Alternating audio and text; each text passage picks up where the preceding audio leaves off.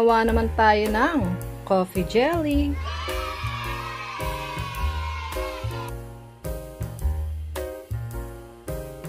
Ayan, sa isang kaserola, maglagay lang tayo ng water. Lagay rin natin yung ating unflavored gulaman.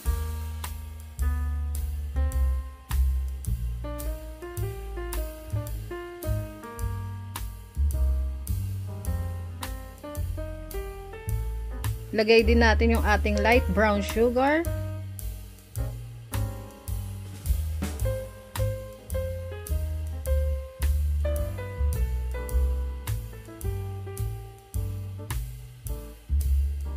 At yung ating instant coffee. So yan, halo-haluin lang natin hanggang matunaw yung lahat ng ating nilagay na ingredients. Ating measurement makikita sa ating description box. Yes, pwede na natin isalang yung ating coffee jelly.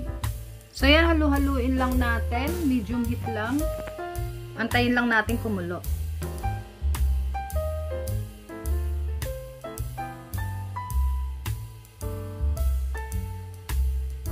A few moments later.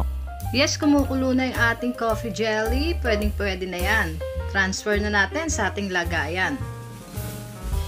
Okay, palamigin lang natin. Set aside muna natin.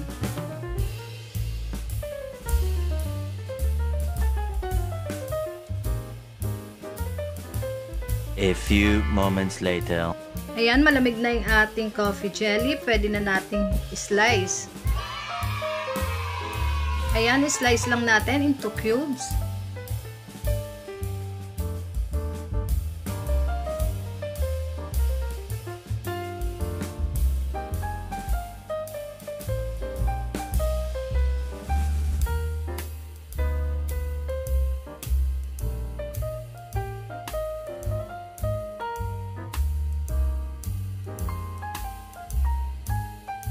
Then, sa isang lagayan, ilagay natin yung ating all-purpose cream. Lagay na din natin yung condensed milk.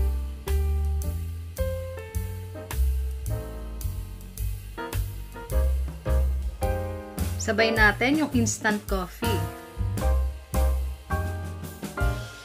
So, yan, haluin lang natin para matunaw yung instant coffee.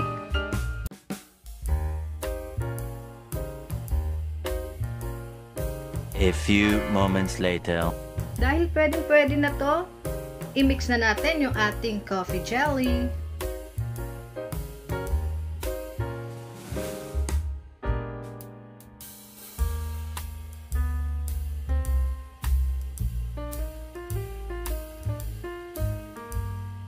So yan, halo-halo lang at okay na yan.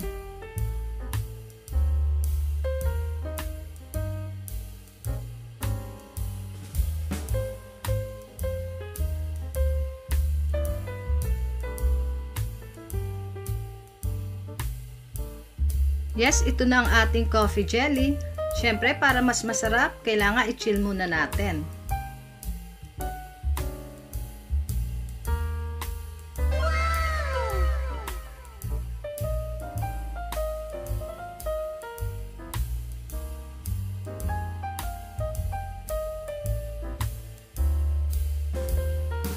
Ito na ang ating coffee jelly. Kain na!